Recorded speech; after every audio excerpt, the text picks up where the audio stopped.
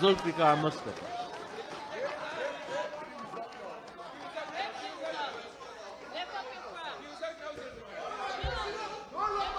Thank you very much, Mr. Speaker. Mr. Speaker, I rise to make my contribution to Budget 2026. And first of all, I want to commend and thank my colleague Minister, Dr. Ashley Singh, and his technical team for a people-centered budget, a budget that is designed to strengthen economic growth while uplifting communities. And this is a strategic budget inclusive of sustainable national progress. Mr. Speaker, I want to begin by saying that food insecurity is rising all over the world, especially in over half of the upper middle income country. Guyana stands alone. We are the only country in the world identified as capable of fully feeding its population. That is Guyana, capable of feeding its population. And this did not fall from the sky. This did not fall from the sky. It did not happen by accident, and it certainly did not happen under the watch of those now shouting from over there. It happened because this government planned, invested, and stood with the farmers instead of lecturing them from Georgetown. Mr. Speaker, I sat down, listened attentively to the honorable member. And I want to thank the honorable member, Honorable Vishnu Pandey, that the APNU PNC plus the PPP Civic destroy the industry. But there was one common factor, the Pandey syndrome. The Pandey syndrome. Pandey was working under the PNCR in 𝐁𝐔𝐃𝐆𝐄, and he worked under the PPP Civic, and he destroyed the corporation.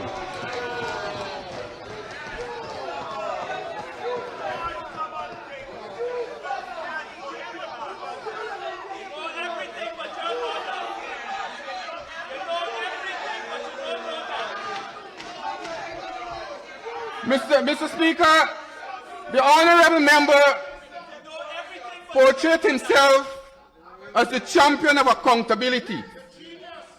But accountability begins with honesty. One cannot credibly demand standard today while conveniently ignoring one's record yesterday. He was the the honorable member was the agriculture director of 𝐁𝐔𝐃𝐆𝐄, and his performance was far below par. Under his tenure, Mr. Speaker,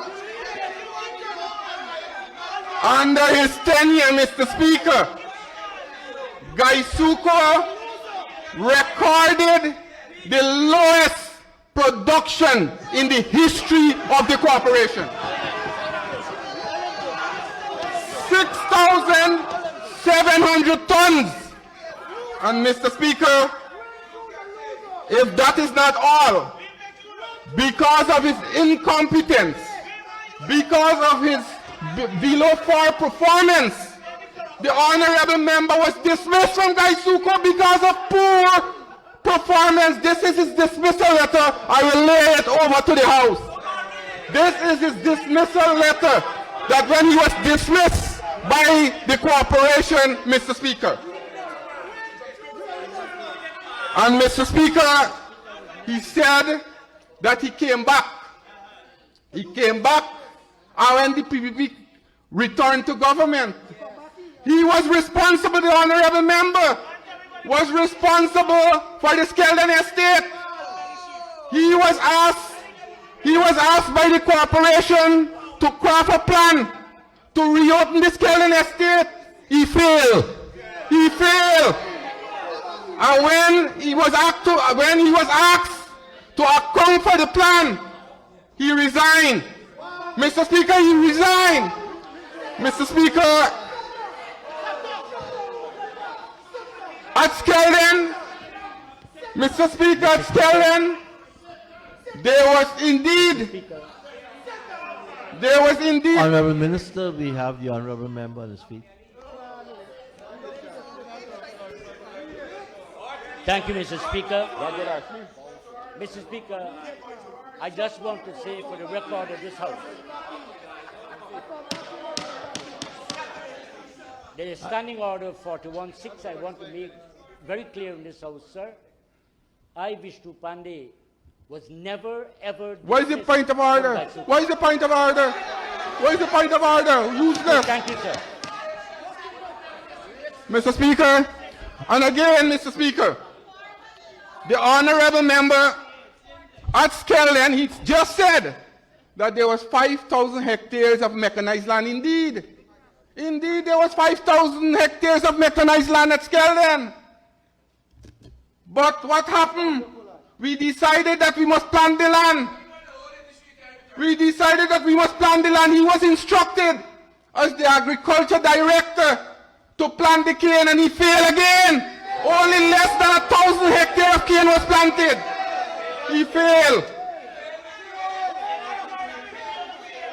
Mr. Speaker, the agriculture director at that time, Mr. Honorable Vishnu Pandey, who was responsible for agriculture in 𝐁𝐔𝐃𝐆𝐄, he planted cane. And in 𝐁𝐔𝐃𝐄, when you plant cane, they plant cane, tons cane for hectares will be higher than any other cane in the estate.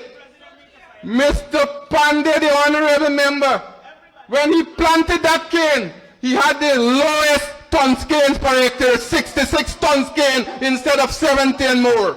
That is his legacy. And Mr. Speaker, because of his incompetence, because of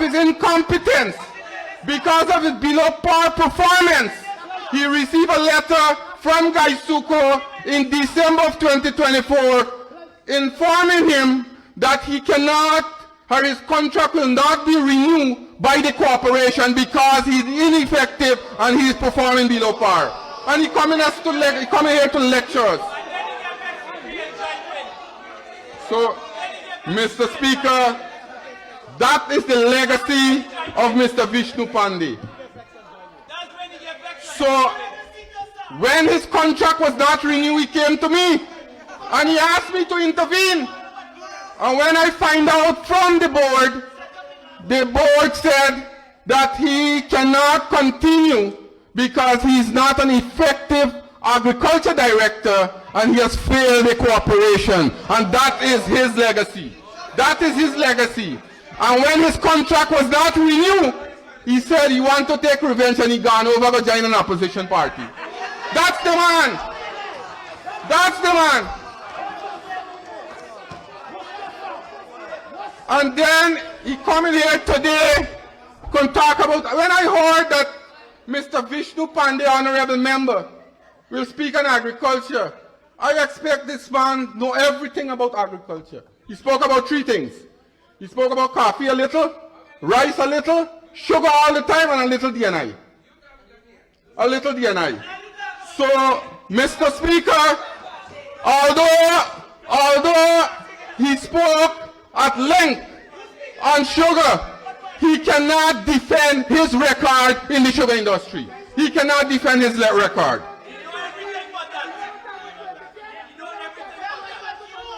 Mr. Speaker, I also want to touch a little bit on what was said yesterday in this honorable house. Mr. Speaker, the APNU's loss of more than half of their seats reflects a failure in their leadership. From 31 seats to 12. They lost 19 seats because because of their attitude. And Mr. Speaker, when party figure like Vince Wright Jordan focus on criticism and rhetoric instead of offering practical solution, it is no surprise that the electorate has turned away from them. But turn away, and let me tell you what, Honorable Member Jordan is the rep for Region 5. In 2020, when they were voted out of government, the APNU received 14,502 votes in Region 5. In 2020, they were voted out of government. They had a chance to recoup. And you know what they did? Because of their attitude, because of their style, in 2025, they received 55% less vote in Region 5. 55% less. That is their record. That is their record. And he mentioned a whole host of other issues, which I will not go into, Mr. Speaker. Mr. Speaker, that is the record of the opposition. So no matter what, they are complaining and criticizing us. We increase our seats from 33 to 36. From 33 to 36 because of what we have been doing in this country. We have been uplifting people. We have been improving people's lives. We have improved infrastructure. We have bring benefit to the people of our country. That's the record of the PPP civic government. Mr. Speaker, and let us look at the achievement. Sugar production, they criticize it. But when the honorable member, when he was fired, when his contract was not renewed, 2024, when his contract was not renewed in 2024, sugar production increased by 26%. 26% sugar production increased by. Mr. Speaker, 113,047 metric tons of cane were harvested mechanically. Over 41% of 𝐁𝐔𝐃𝐆𝐄's agriculture department now field have been mechanized. He had the task, the honorable member, but he failed. The cooperation is moving, and Mr. Speaker, I have here in my hand the new 5-year strategic plan for 𝐁𝐔𝐃, which will see 𝐁𝐶𝐃 come to profitability by 2030. This is the plan that we have, Mr. Speaker.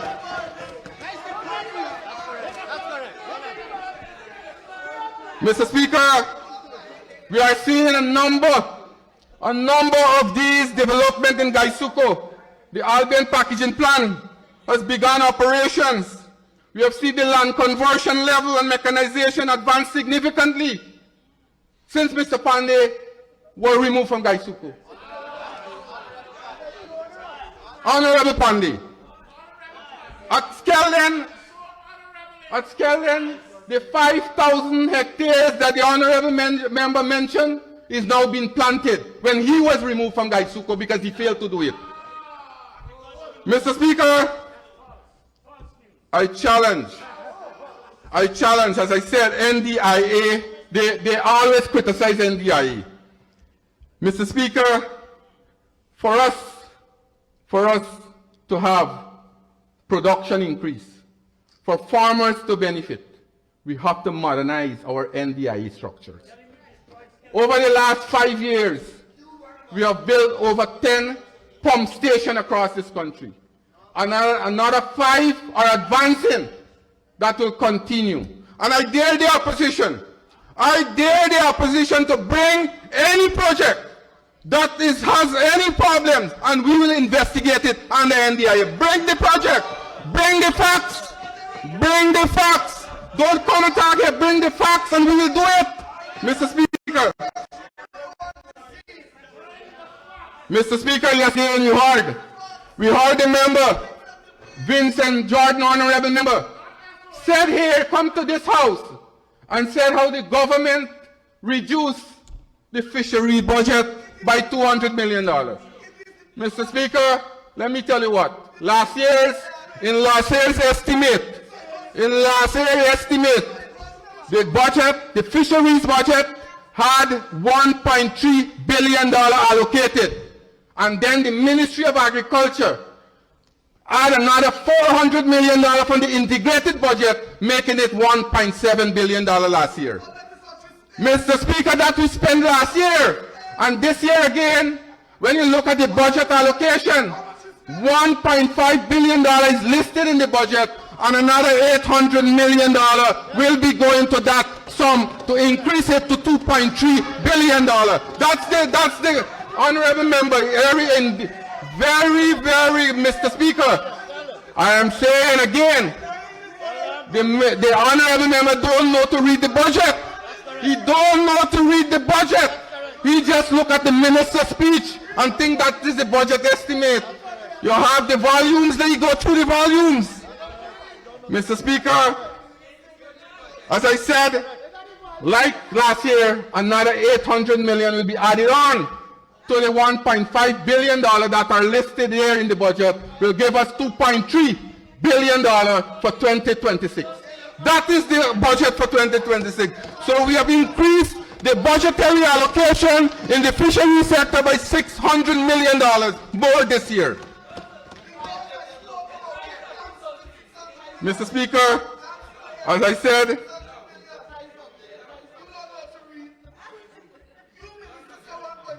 Mr. Speaker, again I am telling this honorable member, Vincent Jordan, learn your budget.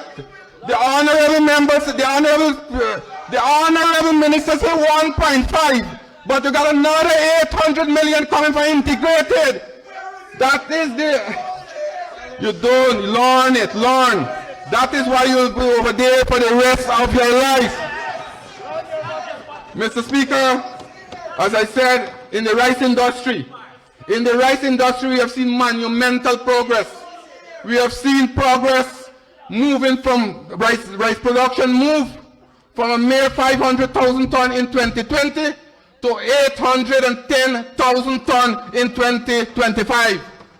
Mr. Speaker, that came about because of the government's budgetary allocation in getting new variety of seed paddy, fertilizer grant to the farmers, subsidies to the farmers, reducing of the taxes that was imposed on the backs of farmers, reduction of DNI and rental charges from $15,000 to $3,500, open up new lands for farmers. Those are the factors that have contributed to the increase of rice production in our country.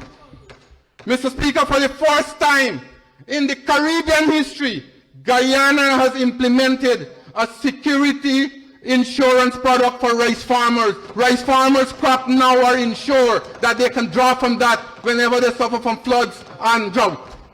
First time in the history of the Caribbean, Guyana is the only country that has that. Mr. Speaker, the honorable member talked about food strategy. Food strategy, what we are doing. Right now as I'm speaking, a food hub is being built at 𝐃𝐄𝐁𝐃𝐄𝐁. And no less a person than Bloomberg Grain from the United States of America is the contractor building that food hub at 𝐃𝐄𝐁𝐃𝐄𝐁. Mr. Speaker, we saw, and this is simple, any of the farmers, and I have a number of farmers here, they can testify, they're out there, they are listening, and they know the reality that what I am talking about. I am not coming here and saying, making false statements. They are here. We have farmers, the fisher folks. We have the rice farmers. We have the cash crop farmers. We have the apiculture farmers. We have the livestock farmers. All of them are here this afternoon to listen to the presentation of budget in the agriculture sector. They came here because they have benefited tremendously from the intervention of the People's Progressive Party Civic. And Mr. Speaker, the Honorable Minister of Finance, in his budget speech, alluded to the fact that the GDP growth was 19%. Non-oil economy grew by 14%. And that was led by agriculture, 11.5%. If agriculture was not doing anything, why agriculture pushing this growth rate in the country when you have an oil economy moving the economy forward? Mr. Speaker, again, we have moved growth in the agriculture sector from 0.5% negative in 1919 to 11.5% in 2025. We have increased coconut production to 2,056 acres. We have taken coconut cultivation to over 35,000 acres in our country. And this year again, we'll increase it by over 5,000 hectares. Mr. Speaker, you have to have vision. We recognize that young people is the key to develop this country. Mr. Speaker, what we did, we engaged a number of young people in this country. We formed a company called the Agriculture Innovation Entrepreneurship Program. It has over 300 young people who are shareholders of this company. Some of them are here. They can raise their hand. Where they are? They can raise their hand. Look. Right? They are here. Now we have over 54 shade houses under that program. We have 4 hydroponics farms in the Caribbean, the largest in the Caribbean in Guyana. They are managing that. At the end of the year, when the crop is being sold and they got a profit, they are receiving dividend from that company. That's the vision we're talking about. Honorable Minister, 1 second. Members of the gallery, please. No recording, no clapping, no cheering, no stomping on the ledges. You can start. No, man, let me start.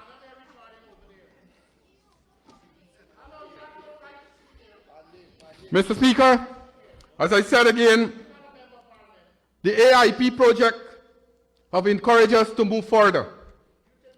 Now we have over 15 groups consisted of 30 and more young people who are involved in the tunnel ventilated program. They are here. They are here, came here. Each, Mr. Speaker, each tunnel ventilated house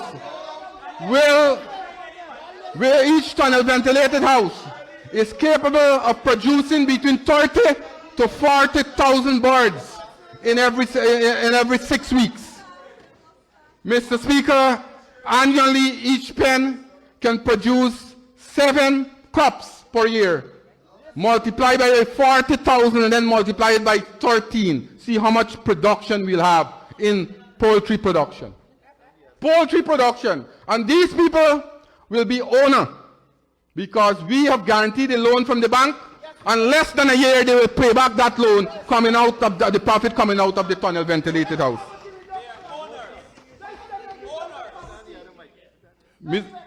Mr. Speaker, again, you're talking about putting the people first.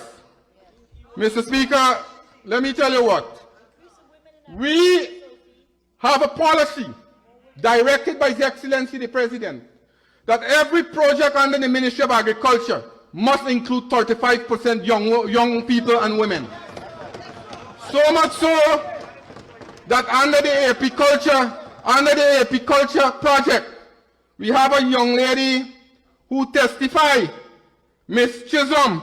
She came all the way from Sanford in Berbice. Miss Chisholm said that 75 million, and Miss Chisholm is here, where? Raise your hand high, can I see, look. Miss Chisholm is there. She is there and she said 40%, we have had 75 million national honey expansion program. 40% in honey production in 2025. Miss Chisholm, a mother of 3, who started in 2016 with just one hive. Because of floods and wildfire, it wiped out the entire apiary for her. Under the PPP civic government, with help from GLDA, Miss Chisholm is today the proud owner, she manages 110 hives today, Ms. 𝐃𝐄𝐁. And she produces honey. She produces honey under the name brand Nature by Flow. That is her honey brand name, and she exports honey overseas. But that story go further. She has 3 teenage children, and because of the help, they saw what the Pacific government gave to their mother. They themselves get involved in honey production. And with support from GLDA, Mr. Speaker, they expanded their honey production and they got involved in honey with their mother. And now they are producing honey, Mr. Speaker, under the brand Golden Harvest Honey, under Ms. 𝐁𝐔𝐃𝐆𝐄𝐓's children's name. They now got 2 families who are producing honey. That is the empowerment that we're talking about. That is putting people first, Mr. Speaker. Mr. Speaker, that is not all. We have here Lester Henry. Lester Henry, who's a sheep farmer from West Coast Barbies, right next to Vincent Jordan, honorable member. You know Mr. Hector. Mr. Hector is here. Mr. Hector, Mr. Hector was involved in the sheep production in Region 5. And because of the help he received from GLDA and the breeding animal that we gave him, today he can help his neighbors in his community, that 10 other persons are benefiting from the program that we're starting out with Mr. Hector. That's the kind of way of putting people first, Mr. Speaker. Mr. Speaker, right now in Region 5, the area that we heard that honorable member talked so loud about yesterday, Mr. Vincent Jordan, honorable member, that area is now an action area for us.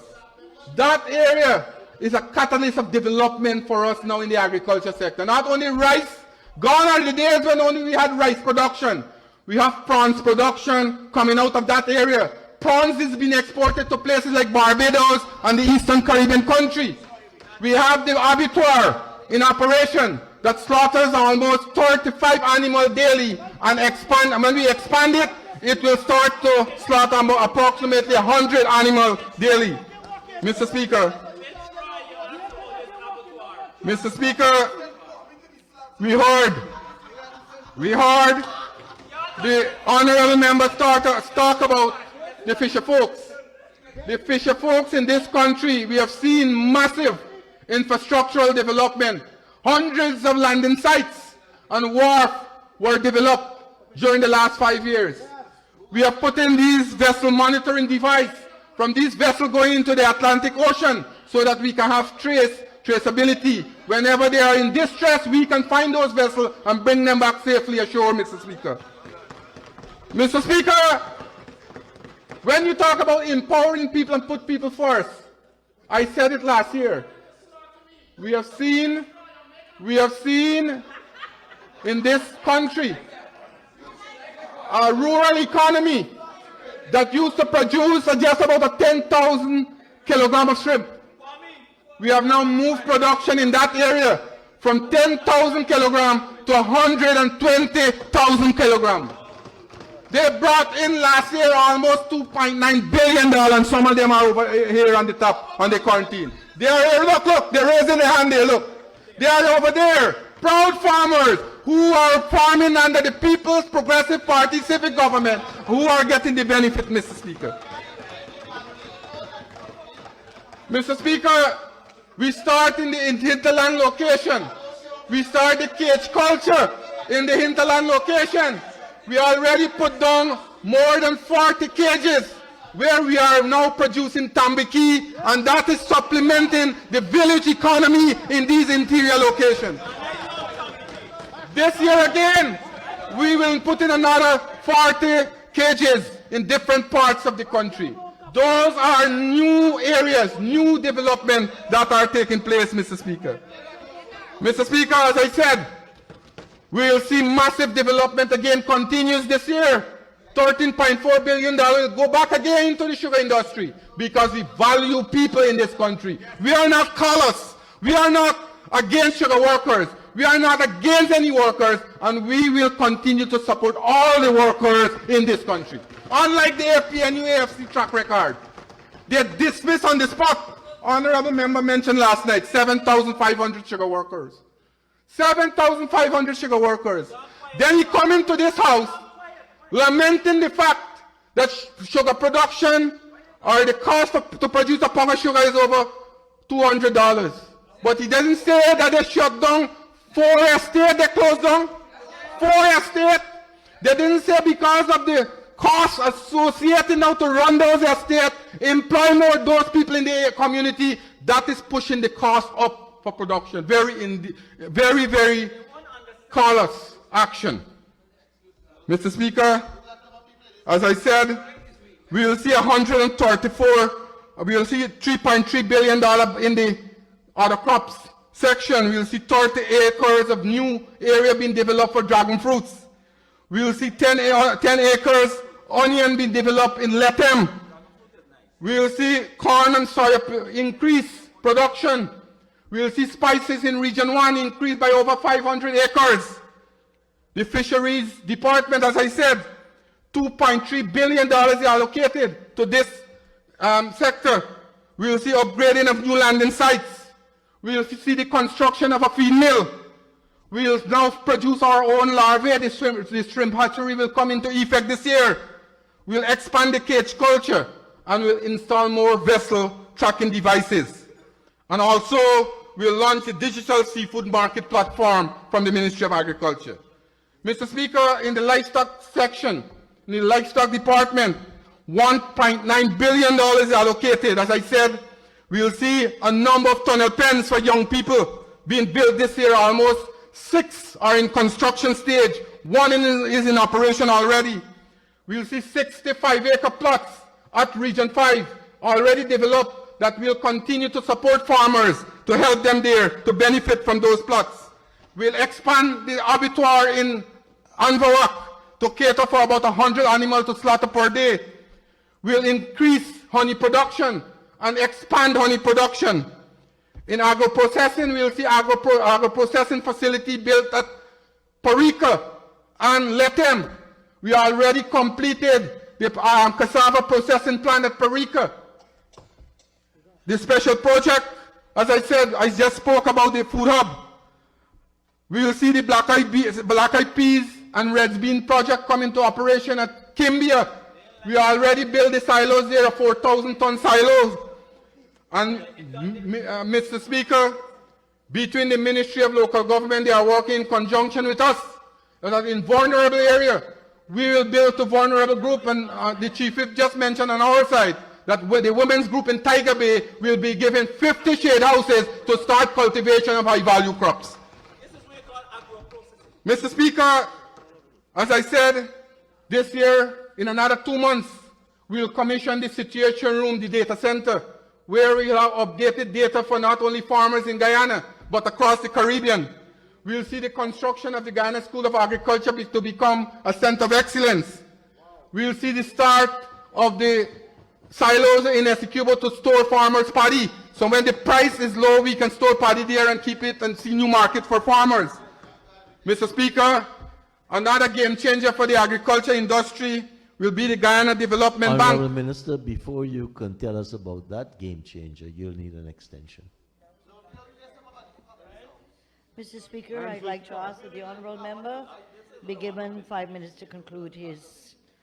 Thank you, Minister Teixeira. Honourable Minister of Agriculture, you may continue. Thank you, Mr. Speaker. Thank you, Madam Chief Whip.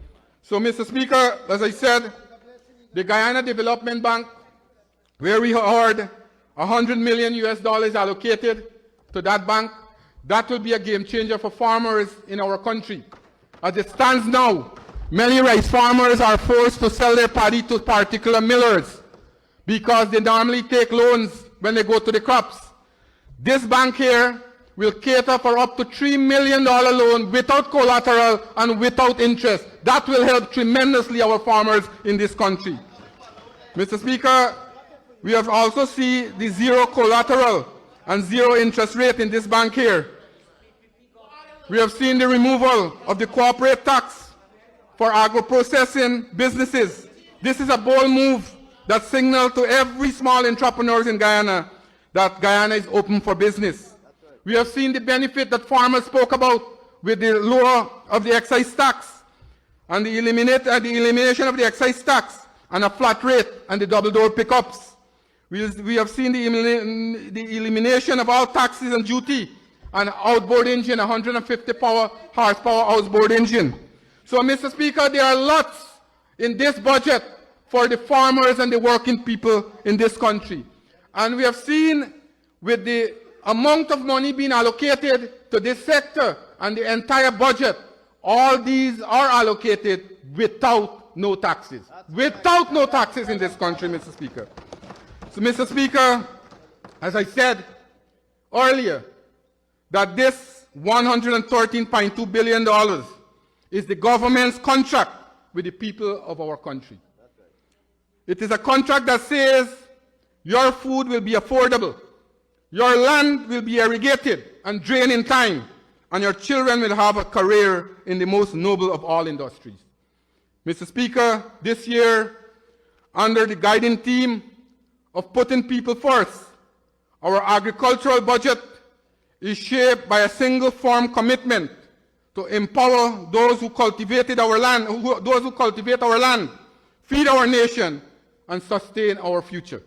We recognize that the strength of our agriculture sector is not measured solely in output or export, but in the dignity it brings to our farmers. The opportunities created for rural youth and resilience it builds in the face of climate and economic uncertainty. I am not behind a teleprompter here, reading from a teleprompter. This budget is a direct affirmation of our government's commitment to the hard-working farmers, fisher folks, agro-processors, and rural communities who sustain and nourish our great nation, Mr. Speaker. Mr. Speaker, I challenge the honorable members in the opposition benches to stand with the farmers, stand with our sugar workers, stand with our fisher folks, stand with our agro-processors, stand with the workers of this country, and let us all approve this budget for the benefit of our country. I commend this budget to the Honorable House, Mr. Speaker. Thank you very much.